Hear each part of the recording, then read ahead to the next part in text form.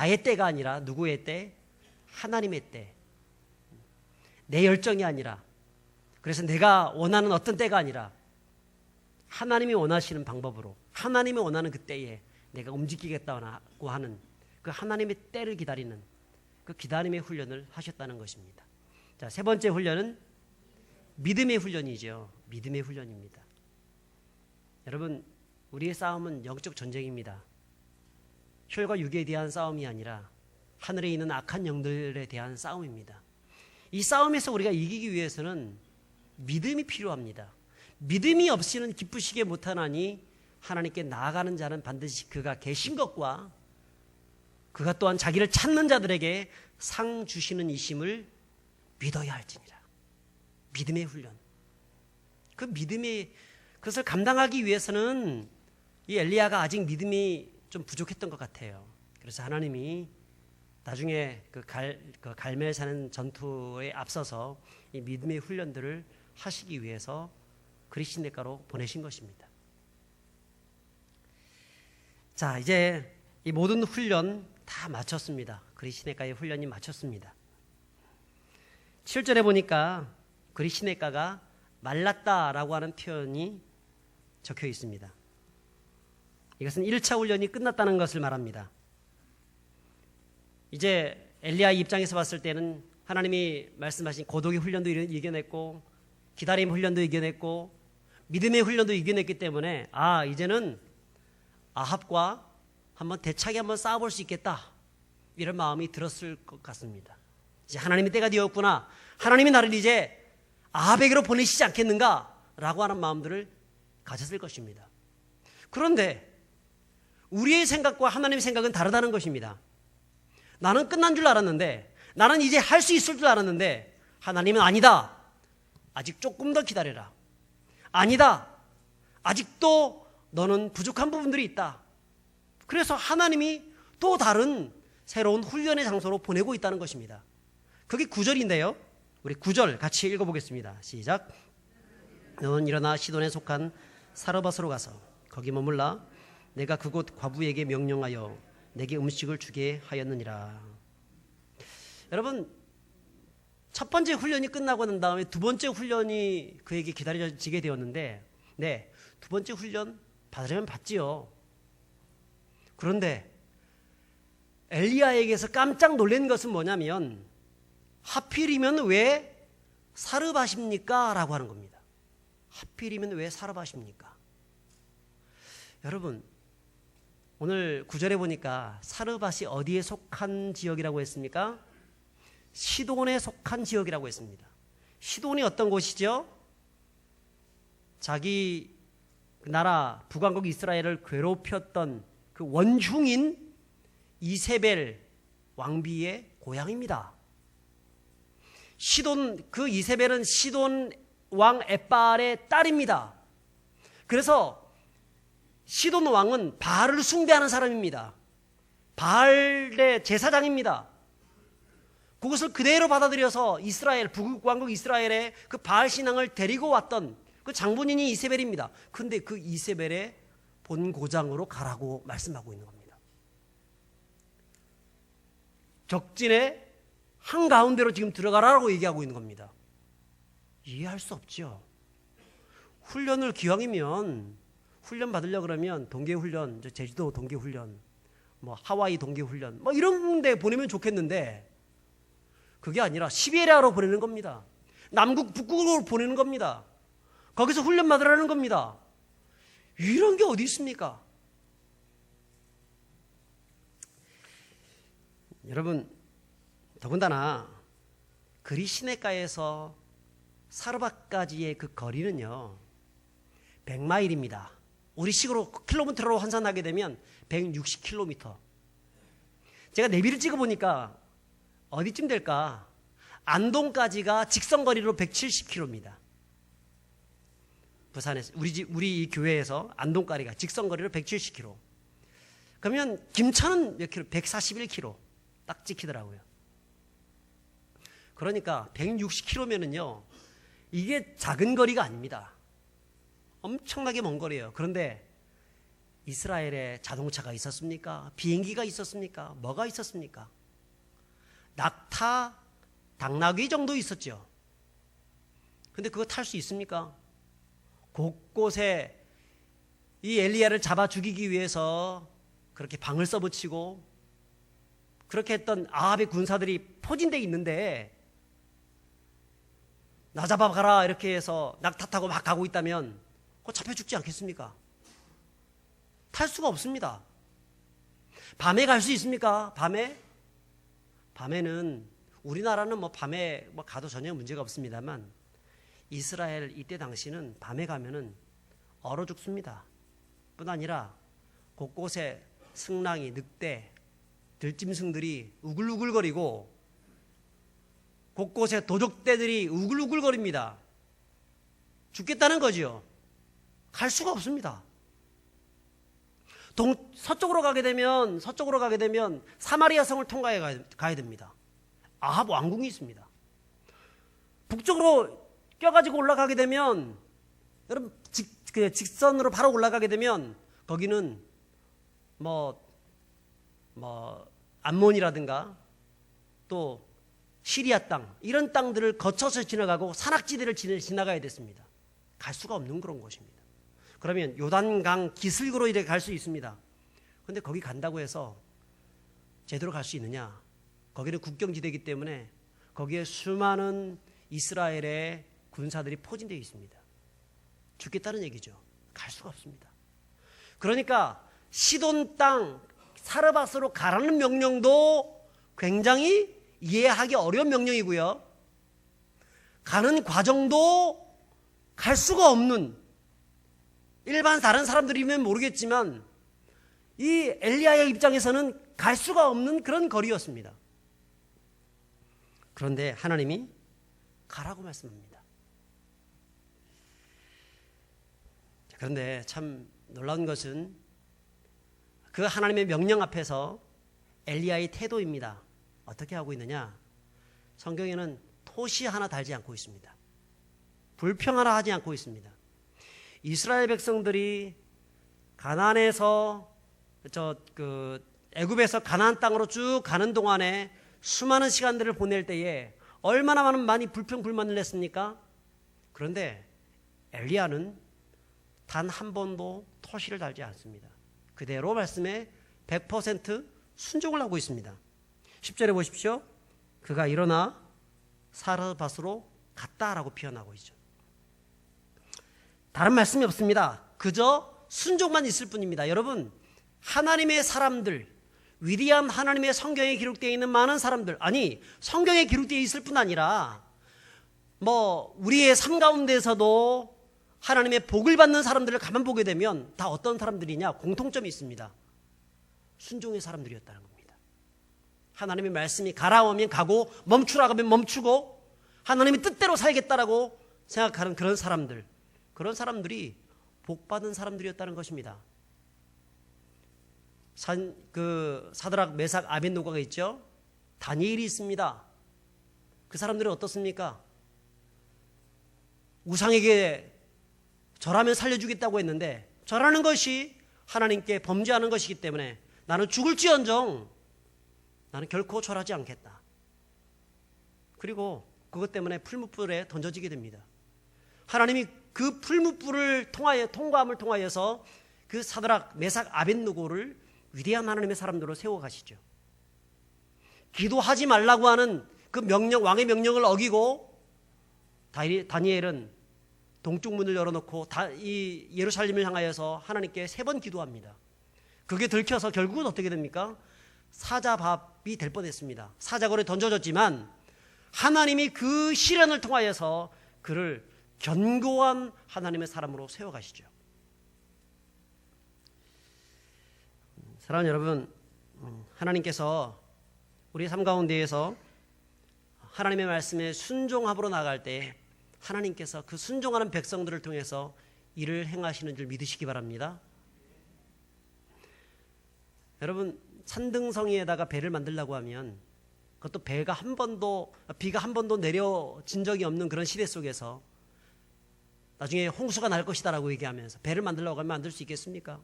근데 노아는 그 하나님의 말씀에 그대로 순종하여서 그 배를 만들었더니 그 노아 가족 전체가 살 수 있겠고 또 그로 말미암아서 인류가 다시 회복되는 역사가 있게 되었습니다.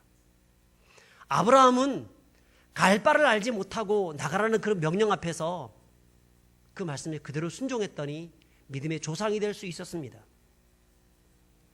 여러분, 하나님께서는 어떤 사람들을 기억하십니까? 순종의 사람들을 기억하시는 줄 믿습니다. 우리의 생각과 하나님의 생각은 다릅니다. 우리는 그냥 믿고 나아가면 되는 것입니다. 그러면 하나님이 책임져 주시는 것입니다. 이사야서 55장 8절부터 9절까지 보면 이런 말씀이 있습니다. 내 생각이 너희 생각과 다르며 내 길은 너희 길과 다르고 하늘이 땅보다 높음같이 내 길은 너희 길보다 높으며 내 생각은 너희의 생각보다 높으니라. 다른 겁니다. 주님의 생각이 훨씬 더 높은 겁니다. 우리의 수준이 이 정도밖에 안 되는데 우리 주님은 나의 모든 것을 알고 있기에 더 높은 수준 속에서 나를 바라보시고 이끌어 가시는 것입니다. 여러분, 하나님이 우리를 재앙에 떨어뜨려 가지고 우리를 죽이기 위해서 그러는 것입니까? 아니에요. 오히려 우리의 장래에 소망을 주기 위해서, 희망을 주기 위해서 그런 것입니다. 예레미야 29장 11절에 보면 하나님이 우리에게 말씀하시는 명령은 재앙이 아니라 곧 평안이요 너희 장래에 소망을 주려는 것이라고 말씀하고 있습니다. 그러므로 여러분, 우리 삶 가운데에서 어떤 문제를 만나게 되었을 때 그때 우리는 어떤 생각해야 되냐면 하나님이 이것도 결국은 하나님의 뜻 가운데에서 하나님이 복 주시기 위한 그런 방편으로 사용하시는 거구나, 이런 생각할 수 있어야 합니다. 어떤 문제를 만날 때마다 내 길보다 하나님의 길이 훨씬 더 좋고 나의 생각보다 하나님의 생각이 훨씬 더 높다고 생각하면서 이것을 통하여서 결국은 나에게 평안을 주고 축복을 주기 위해서 그렇게 하고 있구나, 이런 생각들을 가지시는 분들이 될 수 있기를 축복합니다. 혹시 우리 중에서 아마도 엘리야와 같이 참 이해할 수 없는 상황에 직면한 분들이 있을 것입니다. 고난 중에 있는 분들도 있을 것입니다. 그때 어떻게 하고 있습니까? 어떤 분들은 참 갈등할 겁니다. 이 편을 선택해야 되나 저 편을 선택해야 되나, 하나님 말씀을 순종해야 되나 아니면 내 인간적인 경험과 방식대로 해야 되나, 혹은 세속적인 그런 범죄 속에서 이거 살짝만 피해가면은 충분히 이것을 낼 수 있는데 이런 마음 가지고 얄팍한 지식으로 그것을 뛰어넘으려고 하는지, 여러분 아마 이런 갈등들 많이 하고 계실 것입니다. 그때 성도는요 조금 어렵다고 하더라도 무엇을 선택해야 됩니까? 하나님의 말씀을 선택해야 합니다. 양심을 선택해야 합니다. 믿음을 선택해야 합니다. 하나님의 뜻이 무엇인가를 분별하여서 그 뜻 가운데 살아가려고 하는 그런 노력들이 있어야 할 줄 믿습니다. 그럴 때 하나님은 그것이 변하여서 역전시키는 은혜를 더하여 주실 것입니다. 자, 그러면 여러분, 하나님은 왜 엘리야에게 이 원수의 본거지인 사르밧으로 가라고 하셨는가? 이 사르밧이라고 하는 그 단어를 가만 보면 놀라운 뜻이 있습니다. 이 사르밧은 용광로란 뜻을 가지고 있습니다. 도가니란 뜻을 가지고 있습니다. 아마도 근처에 쇠를 녹여서 물건을 만드는 용광로가 있었지 않았을까 하는 생각이 들기도 합니다만, 그것보다 훨씬 더 영적인 의미에 있어서 이곳은 하나님이 엘리야를 단련시키는 곳입니다. 용광로 같은 곳에 보내어서 아직까지 그리 시냇가에서 단련되어지지 못한 그런 부분들을 단련시키는 곳, 이것이 바로 사르밧입니다. 여전히 남아있는 자존심의 찌꺼기들과 정제되지 못한 인간적인 성품들을 단련시켜서 오직 하나님만 따르고 하나님만 의지하고 나가는 그런 하나님의 선지자가 되게 하기 위해서 하나님이 이곳으로 보내신 것입니다. 사르밧이 가기도 힘들고 적진에 가장 깊숙한 곳이기는 하지만, 그래서 엘리야에게는 두려움의 장소가 될 수 있었지만 하나님 입장에서는 어떻습니까? 이 사르밧만큼 엘리야를 교육시키고 훈련시키기에 좋은 곳이 없습니다. 여러분, 특전사가 언제 길러질까요? 유격훈련을 많이 한다고 해서 특전사가 되는 것이 아닙니다. 유격훈련은 그냥 그런 훈련일 뿐입니다. 공부를 많이 하고 전략 전술을 많이 한다고 해서 진짜 특전사가 되는 게 아닙니다. 특전사가 되기 위한 묘미는요, 물론 제가 특전사가 돼본 적이 없기 때문에 뭐 잘 모릅니다만 들었습니다. 특전사들한테. 묘미는 뭐냐면 맨 마지막에 끝에 있다는 겁니다. 훈련을 열심히 받고 난 다음에 맨 마지막에 비행기 타고 쫙 날아가 가지고요, 적진에서 그냥 쫙 집어던져 버리는 겁니다. 낙하산 메고 밑으로 뛰어 들어가는 겁니다. 그리고 최후에까지 살아남는 사람, 그게 진짜 특전사 중에 특전사가 되는 거예요. 여러분, 우리 삶 가운데에서도 그렇습니다.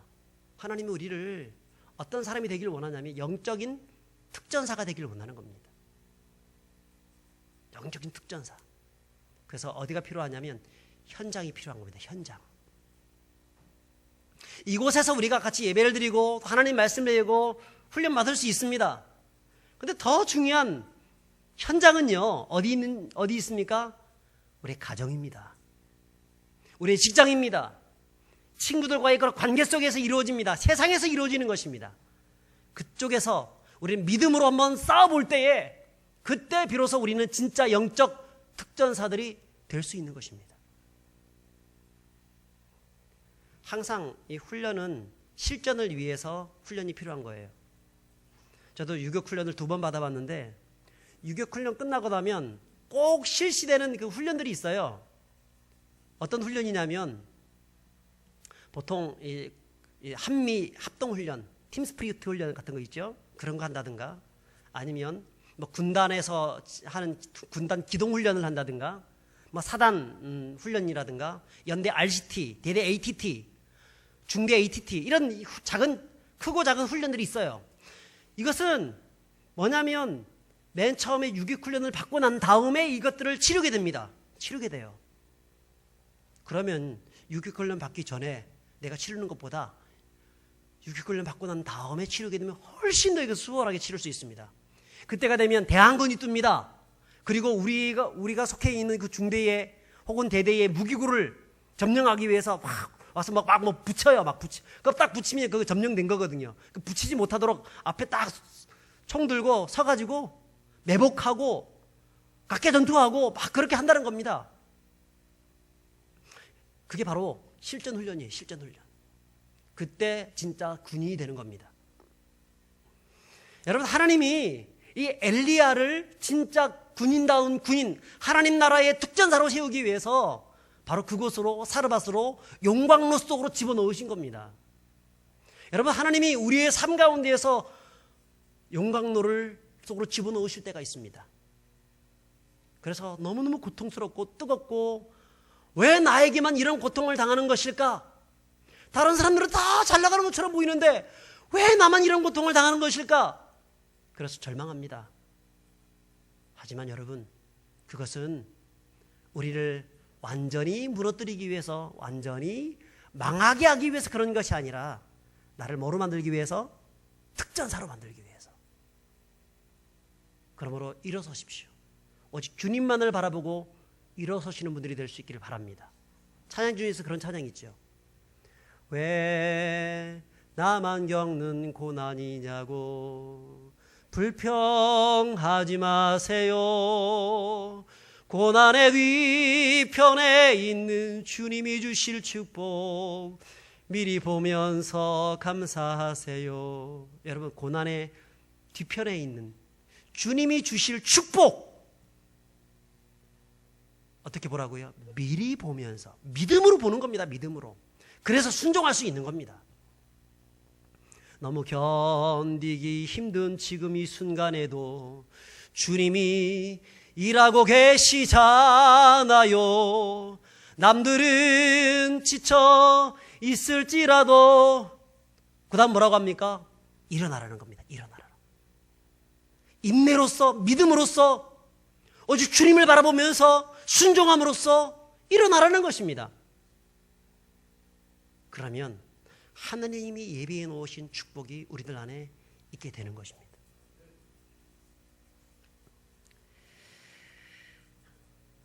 여러분, 주님이 저와 여러분들의 손을 잡고 있는 줄 믿습니다.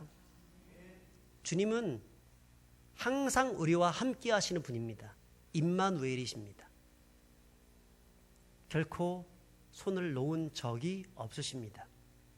우리가 놓았다고 해서 주님이 우리의 손을 놓을까요? 아니에요.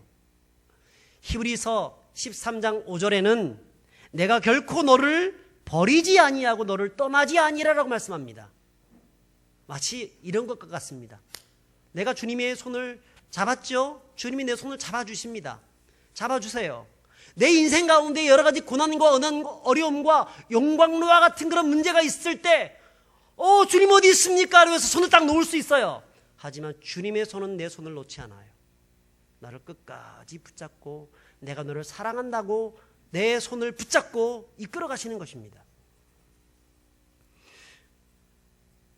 고린도전서 10장 13절에 보면 또 이런 말씀이 있습니다. 내가 감당치 못할 시험당함을 허락지 아니하시고 시험당할 즈음에 또한 피할 길을 내사 너희로 하여금 능히 감당케 하시느니라. 우리 삶 가운데에서 참 인간이 감당하기 어려울 시험들 많죠. 그때 하나님 어떻게 하십니까? 감당할 줄 알았는데 보니까 저게 잘 감당하지 못해요. 막 힘들어해요. 답답해요. 죽고 싶어해요. 그때 살짝 피할 길을 내어주셔서 감당할 수 있도록 하나님이 그렇게 해주신다는 것입니다. 그러므로 내 앞에 있는 그런 여러 가지 시험의 문제, 고통의 문제, 시련의 문제 앞에서 여러분 절망하지 마십시오. 주님을 바라보십시오. 주 앞에 순종하십시오. 말씀대로 살아가십시오. 말씀 안에 거하십시오. 그러면 주님이 저와 여러분들의 삶 가운데 놀라운 방법으로 이끌어 가실 것을 믿으시기 바랍니다. 그래서 이 훈련의 가장 중요한 특징이 하나가 뭐냐면 순종의 훈련이라는 겁니다. 순종의 훈련. 그런데 여기서 이제 눈치가 굉장히 빠르시거나 굉장히 관찰력이 뛰어나신 분들은 저에게 그렇게 말을 할 수 있습니다. 목사님, 그리시네가의 훈련도 순종의 훈련이 아니었습니까? 보십시오. 엘리야의 성적으로 봤을 때에는 확 뛰어들어가가지고 저 아합과 대차게 한번 싸워보려고 했지만 하나님이 숨으라고 했으니까 부끄러움을 다 무릅쓰고 자신의 자존심 다 내려놓고 하나님의 말씀에 순종해가지고 그리시네가에 숨은 것이 아닙니까?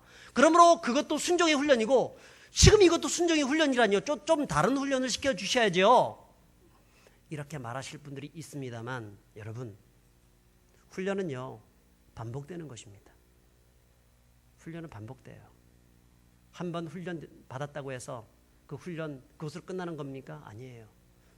한 번 유격 훈련 받았다고 해가지고 그것을 끝날까요? 한 번 RCT 훈련 받았다고 해서 그것으로 끝나는 겁니까? 아니잖아요. 계속적으로 우리 인생 수많은 고비고비 때 이것을 통하여서 우리를 훈련시켜 주시잖아요. 어떻게 하기 위해서? 하나님의 사람으로 세워가시기 위해서 그렇게 하는 겁니다. 성경을 보는 재미있는 방법이 있는데 그것은 여러분 성경의 패턴을 보는 방법입니다. 패턴.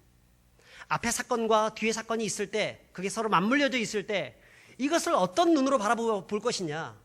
패턴을 보게 되면 그 속에서 비슷한 패턴이 있을 수도 있고 좀 다른 패턴이 있을 수 있습니다.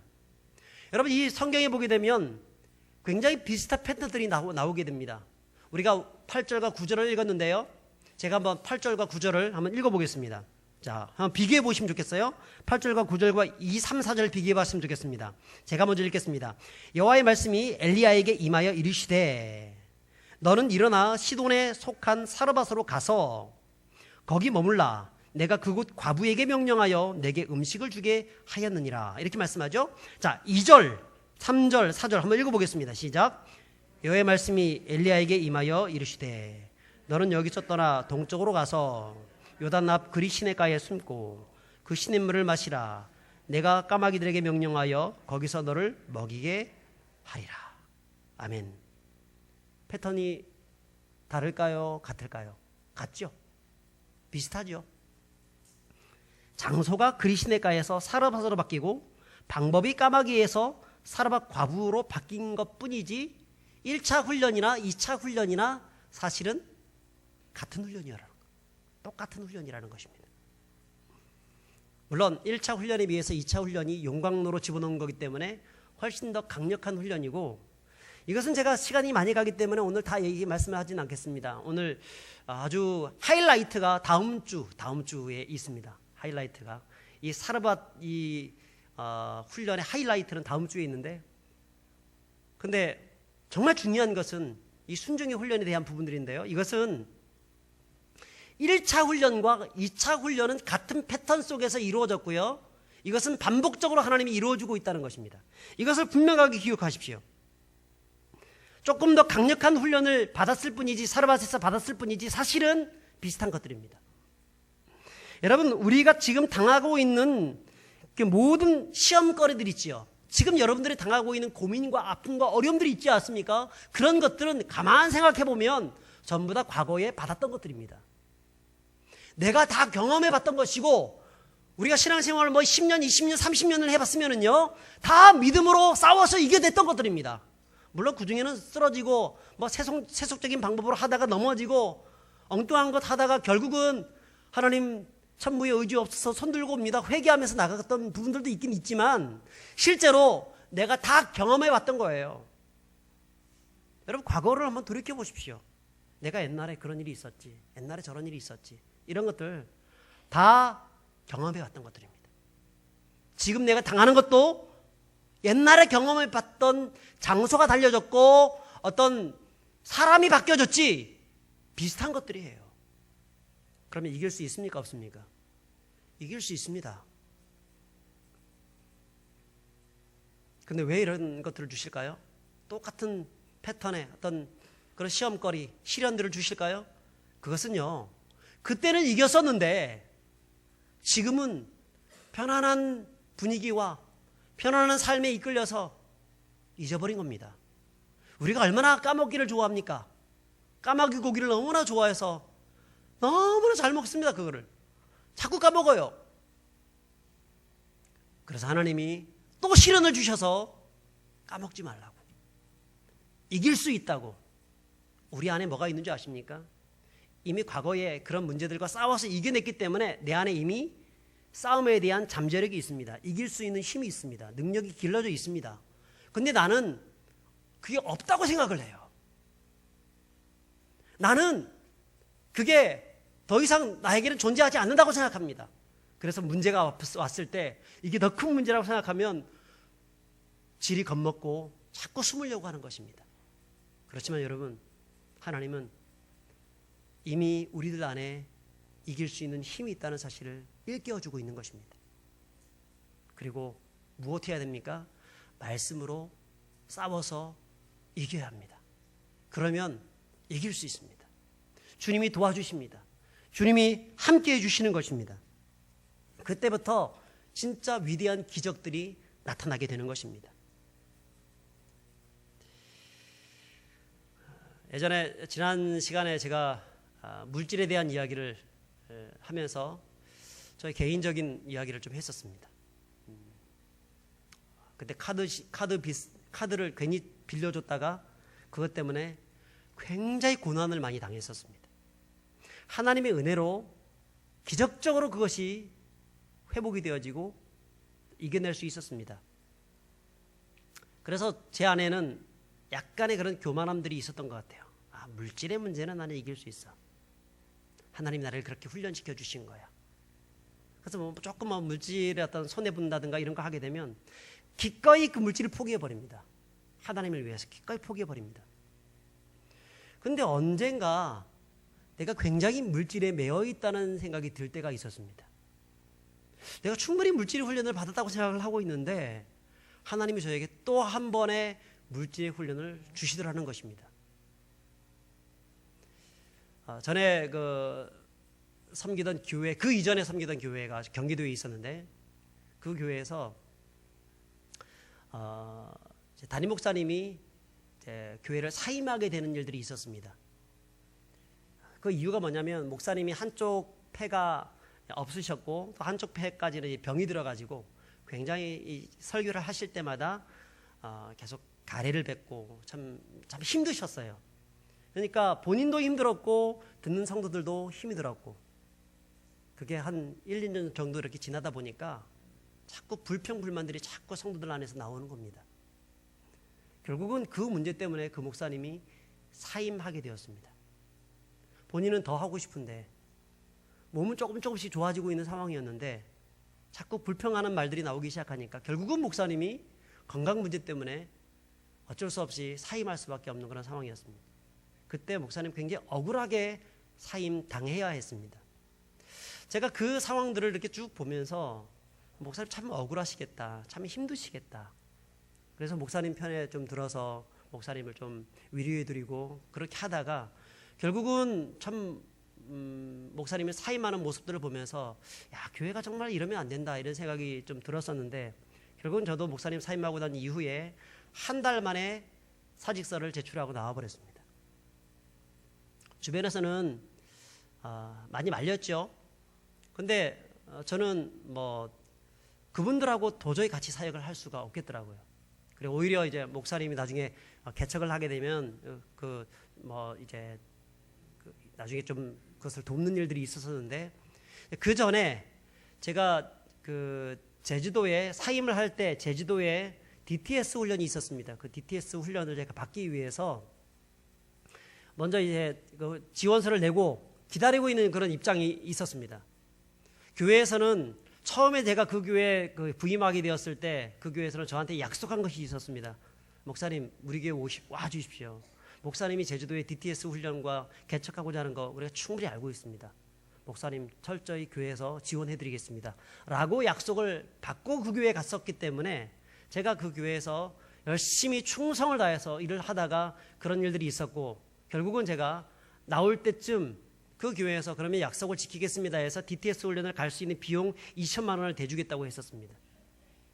제가 그래서 DTS 훈련을 지원을 했었는데 어떻게 됐냐면 DTS를 못 가게 된 겁니다. 그 열방대학의 DTS 훈련 열방대학의 그 행정적인 실수로 인해 가지고 못 가게 된 겁니다.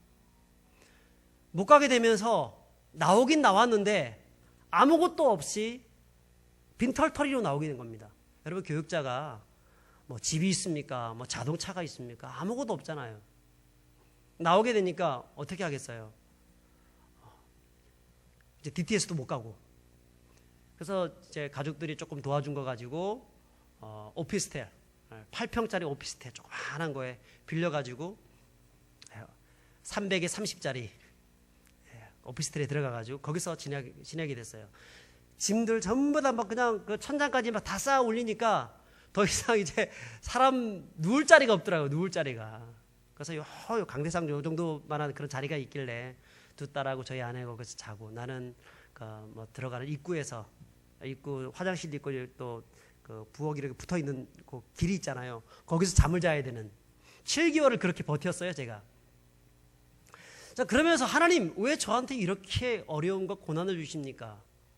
그래서 제가 그때 이제 안양에 있는 갈멜산 기도원에 올라가서 한 8일 동안 금식 기도하면서 하나님께 따지고 들었습니다. 왜 갑자기 하나님 나에게 이런 어려움들을 주시고 이런 아픔들을 주십니까? 그거 네가 초청했지 않느냐? 그래도 그렇지 하나님 왜 이런 시험과 이런 고통을 주십니까? 결국은 뭐 여기서 제가 다 말씀드릴 수 없습니다. 이런 것들을 기회가 되면 제가 뭐 어떤 특강이나 수련회나 이런 데 갔을 때 제가 한번 말씀을 드릴게요. 자, 그런데 그 시간을 통해서 저는 굉장히 내가 물질에 자유하지 못했다는 사실들을 많이 깨달았습니다.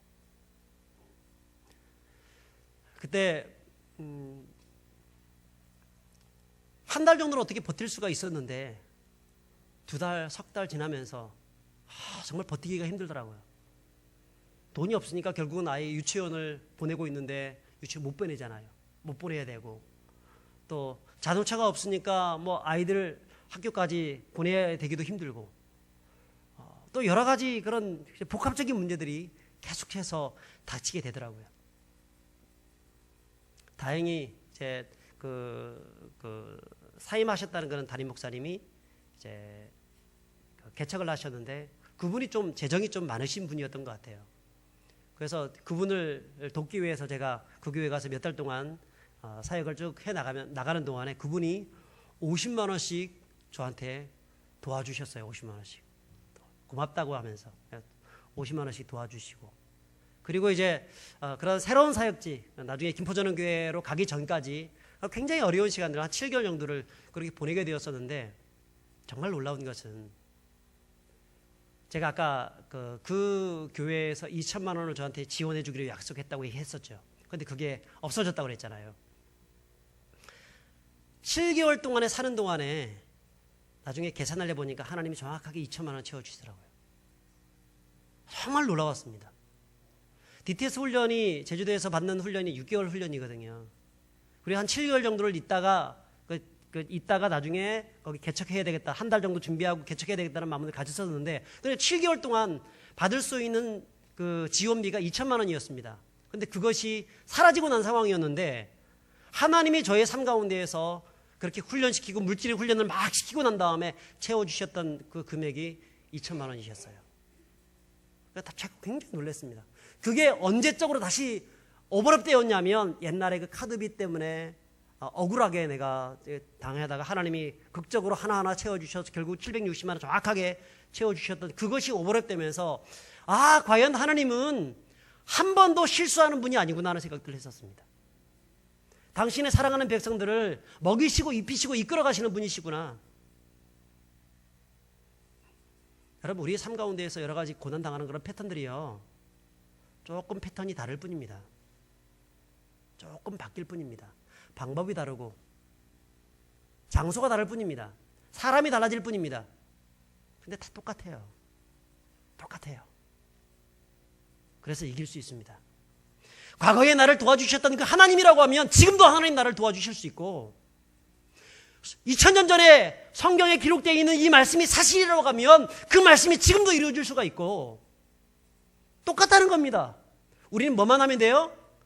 순종만 하면 되는 것입니다. 하나님 말씀에 순종만 하면 돼요. 네, 그렇습니다.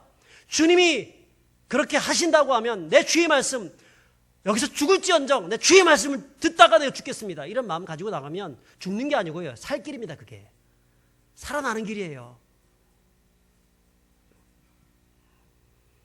아마도 저는 아마 여러분들이 당하는 그런 고통이나 어려움들에 비해서 정말 새벽 피 같은, 택도 안 되는 그런 고통일 것입니다.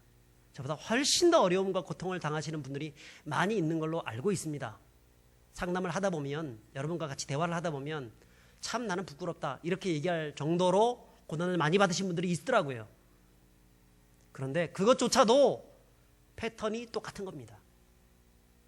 조금 더 나를 더 강력한 하나님의 특전사가 되게 하기 위해서 하나님이 나를 그런 패턴 속에서 나를 몰아가시는 겁니다. 그리고 승리케 하시는 겁니다. 나중에 기록한 것을 보시면 얼마나 놀라운 일들이 쭉 일어나는지 모릅니다. 거기서 사르밧 과부의 그 집에서 놀라운 기적들이 막 나타나잖아요. 다음 시간에 얘기하겠지만 여러분 기억하십시오. 내 삶 가운데 있는 이 문제, 나 혼자 당하는 고통도 아니고, 이 문제들 결국은 당했던 것이고, 결국은 이기게 하신 거고, 결국은 이길 수 있는 것들입니다. 이것을 기억하시면서 오늘도 믿음으로, 하나님의 말씀에 순종함으로, 오직 예수의 이름으로 싸우고 승리하시는 저와 여러분들이 될 수 있기를 주의 이름으로 축복합니다.